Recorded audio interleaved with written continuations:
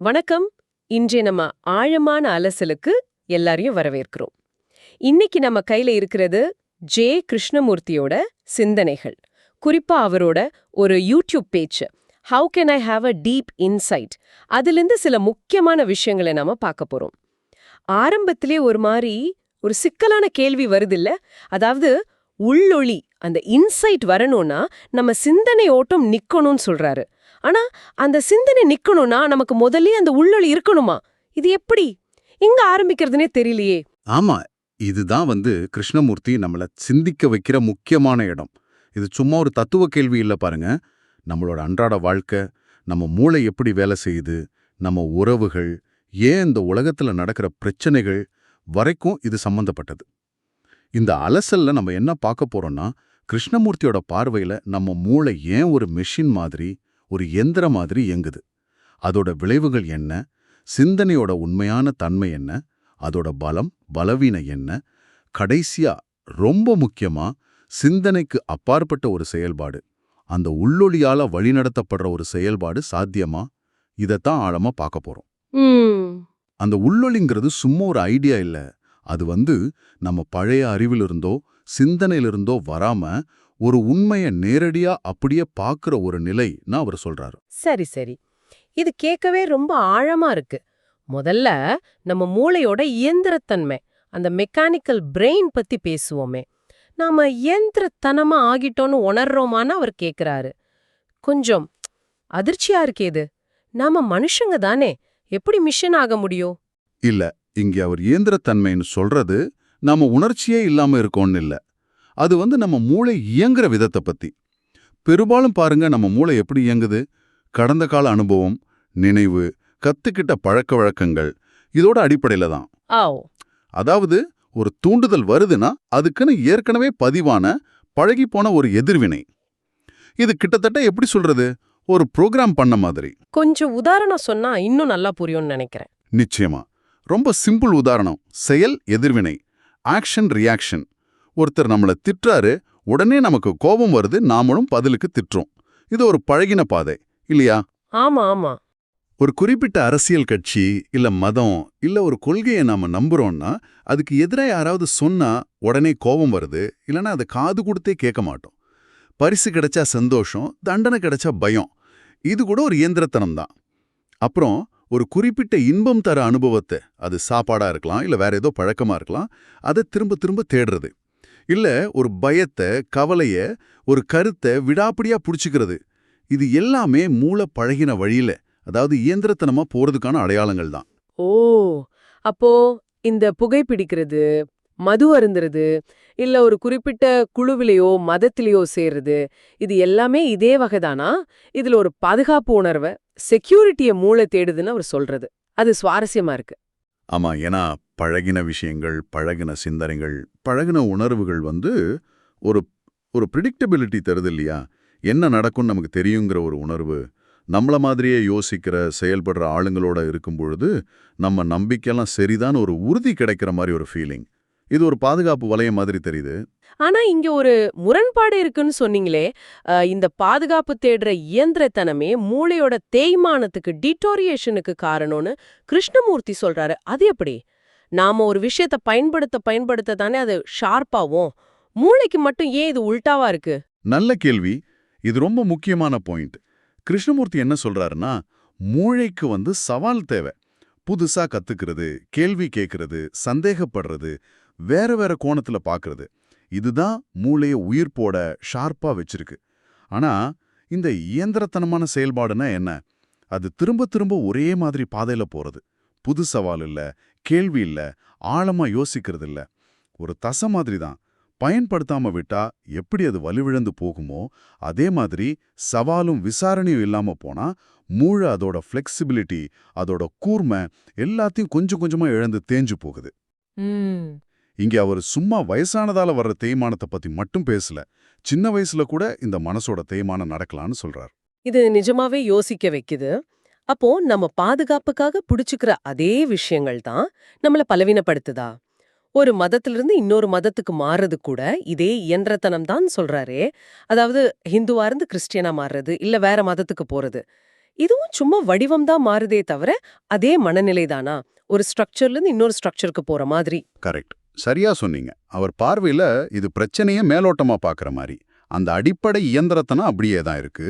ஒரு கூட்டுல இருந்து இன்னொரு கூட்டுக்கு பறக்கிற மாதிரி தான். பிரச்சனை கூட்டுல இருக்கு, கூண்டோட கலர்லயோ டிசைன்லயோ இல்ல.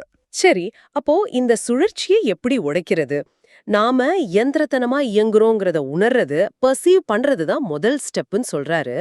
ஆனா இத ஒரு கருத்தா, ஐடியாவா தெரிஞ்சுக்கிறதுக்கும், உண்மையா ஒரு ஃபேக்டா உணரத்துக்கும் வித்தியாசம் இருக்குன்னு அழுத்தமா சொல்றாரு. அந்த வித்தியாசம் என்ன?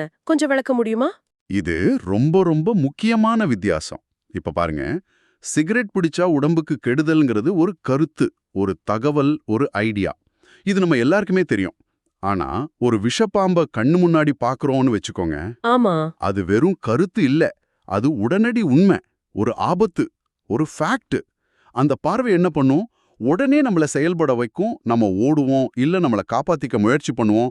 அங்க யோசிக்க நேரம் இருக்காது. அது சரி, பாம்ப பார்த்தா யாரு இது ஆபத்தா இல்லையான்னு கொஞ்சம் யோசிப்போன்னு நிக்க போறாங்க. அதுதான் கிருஷ்ணமூர்த்தி கேக்குறது என்னன்னா, நம்ம மூளை இயந்திரத்தனமா இயங்குது. இந்த இயந்திரத்தனம் தேய்மானத்துக்கு வழிவகுக்குது. இதுதான் உண்மையான பாதுகாப்பின்மை. இந்த உண்மைய நாம பாம்ப பாக்குற மாதிரி ஒரு உடனடி ஆபத்தா, ஒரு உண்மையான ஃபேக்டா உணர்றோமா, இல்ல ஆமா கிருஷ்ணமூர்த்தி சொல்றது கரெக்டான் போல அப்படின்னு ஒரு கருத்தா மட்டும் எடுத்துக்கிறோமா? புரியுது, புரியுது. ஆனா பாம்போட ஆபத்து உடம்பு சம்பந்தப்பட்டது, உடனடியா தெரியுது. மூளை தேஞ்சு போறதுங்கிறது மெதுவா கண்ணுக்கு தெரியாம நடக்கிற விஷயம். அது எப்படி அந்த அளவுக்கு ஒரு உண்மையா ஒரு ஆபத்தா உணர்றது? ஏன் இந்த வித்தியாசம்? சரியா கேட்டீங்க. அது ஏன்னா உடனடி உடல் ஆபத்து நம்மளோட சர்வைவல் இன்ஸ்டிங்க்ட், அந்த உயிர் வாழ்தலுக்கான இயல்புக்கத்தை தூண்டுது. மூளையோட தேய்மானம் அந்த மாதிரி உடனடி பயமா நமக்கு தெரியறதில்ல. அது மட்டும் இல்லாம அந்த இயந்திரத்தனமான பழக்கங்களே நமக்கு ஒரு மாதிரி சுகத்தையும் தற்காலிக பாதுகாப்பையும் தரதால அது ஒரு ஆபத்தா பார்க்க மனசு ஒத்துழைக்க மாட்டேங்குது.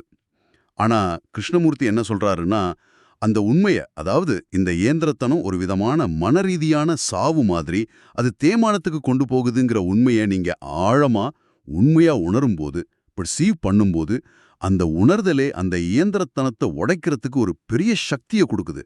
அந்த உணர்தலே ஒரு சவால். அந்த சவால் தான் செயலுக்கு வழிவகுக்குது.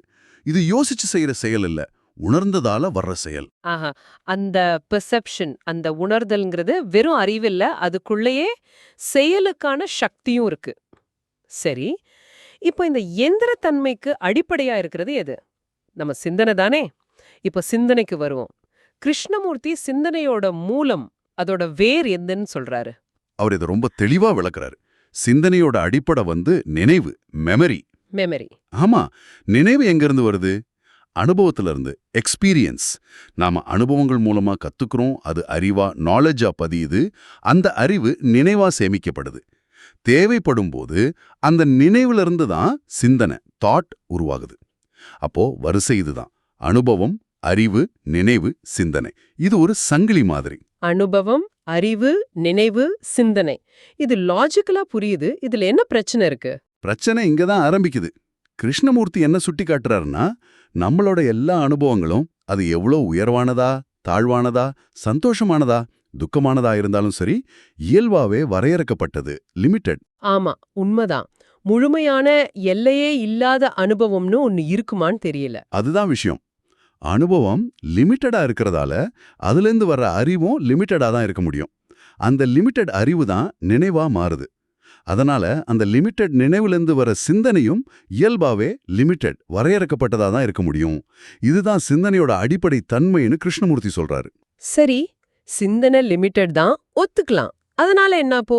அன்றாட வாழ்க்கைக்கு, சயின்ஸுக்கு, டெக்னாலஜிக்கு எல்லாத்துக்கும் சிந்தனை தேவைதானே? இந்த லிமிட்டட் சிந்தனையால என்ன பெரிய பிரச்சனை வரப்போகுது? இது நல்ல கேள்வியில் கிருஷ்ணமூர்த்தி சிந்தனையோட பிராக்டிக்கல் யூட்டிலிட்டி, அதோட நடைமுறை பயணம் மறுக்கல. ஒரு கணக்கு போட, ஒரு மிஷினை டிசைன் பண்ண, ஒரு மொழி கத்துக்க, இதுக்கெல்லாம் சிந்தனை வேணும். ஆனா உளவியல் ரீதியா, சைக்கலாஜிக்கல் லெவல்ல, நம்ம உறவுகள்ல, சமூகத்துல, உலக அளவுல இந்த லிமிட்டட் சிந்தனையோட விளைவு என்னவா இருக்குன்னு அவர் கேட்கிறாரு. அவர் ஒரு விதி மாதிரி சொல்றாரு: எங்க லிமிட்டேஷன், வரையறை இருக்கோ அங்க தவிர்க்க முடியாம பிரிவு, டிவிஷன் இருக்கும். எங்க பிரிவு இருக்கோ அங்க தவிர்க்க முடியாம மோதல், கான்ஃப்ளிக்ட் இருக்கும். வரையறை, பிரிவு, மோதல். இது கொஞ்சம் விளக்கமா சொல்லுங்களேன். இத நாம பல லெவல்ல பார்க்கலாம். தனிப்பட்ட மனுஷ அளவுல நான், என்னோட லட்சியம், என்னோட முன்னேற்றம், என்னோட கருத்து அப்படின்னு யோசிக்கும் போதே நாம நம்மள மத்தவங்க கிட்ட இருந்து பிரிச்சுக்கிறோம். டிவிஷன். இது மத்தவங்களோட போட்டி போட, பொறாமப்பட வைக்குது. கான்ஃப்ளிக்ட். உன்வழி இப்படி யோசிக்கும்போது பிரிவு வருது. அது சண்டைகள், மனக்கசப்புகளுக்கு காரணமாயிடுது. சமூக அளவுல, தேசிய அளவுல பாருங்க. நான் இந்தியன், நீ பாகிஸ்தானி. நான் இந்த ஜாதி, நீ அந்த ஜாதி. நான் யூதன், நீ அரேபியன். இந்த சிந்தனையெல்லாம் மனுஷங்களை பிரிக்குது. டிவிஷன். இது வெறுப்பு, போர் வரைக்கும் கொண்டு போகுது. ஆமா. மத அளவுல என் மதம்தான் பெருசு, உன் மதம் சரியில்லை. இந்த சிந்தனை பிரிவையும் மத கலவரங்களையும் உருவாக்குது. இந்த எல்லா பிரிவுகளும், அதனால வர்ற மோதல்களும் நம்ம வரையறுக்கப்பட்ட சிந்தனையால வர்றது. இது தற்செயலா நடக்கல. இது சிந்தனையோட இயல்பான விளைவு, ஒரு விதி மாதிரின்னு சொல்றாரு. அடேங்கப்பா, இது ரொம்ப சீரியஸான பார்வை. அப்போ உலகத்துல இருக்கிற எல்லா சண்டே சச்சரவுக்கும், தனிப்பட்ட பிரச்சனையிலிருந்து உலகப் போர் வரைக்கும் நம்ம யோசிக்கிற முறையே காரணமா? இது ஜீரணிக்கவே கஷ்டமா இருக்கே. ஆமா, இது ஒரு சவாலான கருத்து தான். ஏன்னா நம்ம பொதுவா சிந்தனைய ஒரு ப்ராப்ளம் சால்வரா தான் பார்க்கறோம். ஆனா கிருஷ்ணமூர்த்தி அதோட இன்னொரு பக்கத்தையும் காட்டுறாரு. உளவியல் தளத்துல சிந்தனையே பிரச்சனையா இருக்கு. வரையறுக்கப்பட்ட சிந்தனையால உருவான பிரச்சனைகளை அதே வரையறுக்கப்பட்ட சிந்தனையை வச்சு தீர்க்க முடியாதுங்கிறது அவரோட வாதம். அப்போ தீர்வு என்ன? சிந்திக்காம இருக்க முடியுமா? அது பிராக்டிக்கலா சாத்தியமா? சிந்திக்காதீங்க அப்படின்னு அவர் சொல்றாரா? இல்ல. அவர் சிந்தனையை நிறுத்துங்கன்னு சொல்லல. அத முடியவும் முடியாது, தேவையும் இல்ல. மாறா அவர் என்ன சொல்றாருன்னா, சிந்தனையோட இந்த லிமிட்டட் தன்மையும் அது எப்படி பிரிவையும் மோதலையும் உருவாக்குதுங்கிறதையும் உண்மையா ஆழமா உணருங்கன்னு பெர்சீவ், அதுதான் முக்கியம். மறுபடியும் அந்த உணர்தல்ங்கிற இடத்துக்கு வரும். ஓ. அந்த உணர்தல் நடக்கும்போது சிந்தனையோட பிடி கொஞ்சம் தளரும். அது ஒரு புது இயக்கத்தை, சிந்தனையோட கண்ட்ரோல்ல இல்லாத ஒரு செயல்பாட்டை கொண்டு வரும்னு சொல்றாரு. அந்த புது இயக்கம், சிந்தனைக்கு அப்பாற்பட்ட செயல்பாடுதான் உள்ளொளி, இன்சைட்னு முதல்ல சொன்னீங்களே, அதுவா? அந்த உள்ளொளி எப்படி இருக்கும்? திடீர்னு வர்ற ஞானோதயம் மாதிரியா? இல்ல ஒரு நல்ல ஐடியாக்கும் உள்ளொளிக்கும் என்ன வித்தியாசம்? உள்ளொளிங்கிறது நம்ம மெமரியில இருந்தோ, நாலேஜ்ல இருந்தோ, இல்ல ஸ்டெப் பை ஸ்டெப்பா யோசிக்கிற ப்ராசஸ்ல இருந்தோ வர்றதில்ல. அது காலத்துக்கு அப்பாற்பட்டதுன்னு சொல்றாரு. அதாவது கடந்த காலத்தோட பாதிப்பு இல்லாம இருக்கிறது. அது ஒரு சூழ்நிலையோட, இல்ல ஒரு பிரச்சனையோட உண்மையை நேரடியா, முழுமையா, உடனடியா பார்க்கறது. அந்த பார்வையிலேயே தீர்வும் இருக்கு, அந்த பார்வையே செயலாவும் இருக்கு. ஒரு நல்ல ஐடியாங்கிறது பெரும்பாலும் நம்ம பழைய அறிவு, சிந்தனையோட விளைவா வரும். ஆனா உள்ளொளிங்கிறது அந்த கண்டினியூட்டி கட் ஆகும்போது, மனசு அமைதியா இருக்கும்போது, உண்மையை நேரடியா பார்க்கும்போது வர்றது. நமக்கே இது அடிக்கடி நடக்கிறது இல்லைன்னா, நாம ஒரு விஷயத்த பார்த்த உடனே நம்ம பழைய அறிவோட கம்பேர் பண்றோம், யோசிக்கிறோம், ஜட்ஜ் பண்றோம், அதாவது சிந்திக்க ஆரம்பிச்சிடுறோம். அந்த சிந்தனை ஒரு இடைவெளியை, கேப்பை உருவாக்கி உண்மையை மறைச்சிடுது. உள்ளொளிங்கிறது அந்த இடைவெளி இல்லாத நேரடி பார்வை. ஆகா, கடந்த கால நினைவுகள், அனுபவங்கள், அதாவது நம்ம சிந்தனையோட மொத்த கட்டமைப்பையும் சாராத ஒரு செயல்பாடு, ஒரு ஆக்ஷன் சாத்தியமா? இதுதான் இந்த மொத்த பேச்சோட மையப்புள்ளின்னு தோணுது. மிகச்சரியா சொன்னீங்க. அதுதான் $1 மில்லியன் கேள்வி. கிருஷ்ணமூர்த்தி ரொம்ப உறுதியா ஆம் சாத்தியம்னு சொல்றாரு. அதுக்கு அவர் அன்ப ஒரு ரொம்ப பவர்ஃபுல் உதாரணமா சொல்றாரு. அவர் கேக்குறாரு, அன்புங்கிறது சிந்தனையோட விளைவா? நீங்க ஒருத்தரை நேசிக்கிறேன்னு சொன்னா அது நினைவுகளோட அடிப்படையிலையா, எதிர்பார்ப்புகளோட அடிப்படையிலையா, இல்ல அது சிந்தனைக்கு அப்பாற்பட்ட ஒண்ணா? இது ரொம்ப ஆழமான கேள்வி. ஏன்னா அன்புங்கிறது சும்மா ஒரு எமோஷன் இல்லாம அதுவும் ஒரு பழக்கமா கூட இருக்கலாம் இல்லையா? இருக்கலாம். அதனால தான் கிருஷ்ணமூர்த்தி அன்ப இதுதான் வரையறுக்காம எது அன்பில்லைன்னு விளக்குறாரு. அன்புங்கிறது ஆசை இல்ல, டிசையர். இன்பத்தை தேடுறதில்ல, பிளஷர். அது பொறாமை இல்ல, வெறுப்பு இல்ல, அது பயம் இல்ல, அது லட்சியம் இல்ல, அது இன்னொருத்தரை சார்ந்து இருக்கிறதில்ல. இது எல்லாமே சிந்தனையோட கடந்த காலத்தோட விளைவுகள். எது அன்பில்லைன்னு தெளிவா பார்த்து அதெல்லாம் இல்லாம போகும்போது அந்த இடத்துல உண்மையான அன்பு மலர வாய்ப்பு இருக்குன்னு சொல்றாரு. அந்த அன்பிலிருந்து வர்ற செயல் கணக்கு போட்டு பிரிச்சு பார்க்கிற சிந்தனைய சார்ந்ததில்ல. அது முழுமையா தானா நடக்கும். அது உள்ளொளியோட வெளிப்பாடா இருக்கலாம். இது புரிஞ்சுக்க கொஞ்சம் நுட்பமா தான் இருக்கு. அவர் நம்மகிட்ட ஒரு கேள்வி கேக்குறாரு. நம்ம அன்றாட வாழ்க்கையில எப்பவாவது சிந்தனையோட குறுக்கீடு இல்லாம ஒரு உண்மைய உணர்ந்து உடனே செயல்பட்ட தருணங்கள் இருந்திருக்கா? எந்த யோசனையும் இல்லாம, பழைய நினைவுகளோட உதவியும் இல்லாம, சும்மா அந்த நேரத்துல தெளிவா பார்த்ததால மட்டும் நாம செயல்பட்ட அனுபவம் நமக்கு உண்டா? அவர் நிச்சயமா நம்ம ஒவ்வொருத்தர் வாழ்க்கையிலயும் அப்படிப்பட்ட தருணங்கள் ஒரு கணமாவது இருந்திருக்கணும்னு சொல்றாரு. ஒரு குழந்தையோட சிரிப்பை பார்க்கும்போது, இல்ல இயற்கையோட அழகு ரசிக்கும் போது, இல்ல ஒரு பெரிய ஆபத்திலிருந்து நம்மள அறியாம காப்பாத்திக்கும் போது, அந்த கணத்துல சிந்தனை இல்லாம நேரடி உணர்தலும் செயலும் நடக்கலாம். ஆனா நாம அதை கவனிக்கிறதில்ல, இல்லனா அதுக்கு முக்கியத்துவம் கொடுக்கறதில்ல. ஆக, இன்னைக்கு நாம பேசுனத தொகுத்து பார்த்தா, நம்ம மூளை பெரும்பாலும் ஒரு பாதுகாப்பு உணர்வ தேடி, பழகிப் போன வழியிலேயே போய் ஒரு மிஷின் மாதிரி இயங்குது. இது பாதுகாப்பு மாதிரி தெரிஞ்சாலும் உண்மையில மூளையோட தேய்மானத்துக்கு தான் வழிவகுக்குதுன்னு பார்த்தோம். ஆமா, இந்த இயந்திரத்தனத்திலிருந்து வெளியே வர்றதுக்கான வழி சிந்தனைய அடக்கிறதில்ல. அதுக்கு பதிலா சிந்தனையோட அந்த லிமிட்டட் தன்மையும், அது எப்படி பிரிவையும் சண்டையையும் உருவாக்குதுங்கிறதையும் ஆழமா உண்மையா உணர்றது பெர்செப்ஷன் தான் முக்கியம்னு கிருஷ்ணமூர்த்தி சொல்றத புரிஞ்சுக்கிட்டோம்.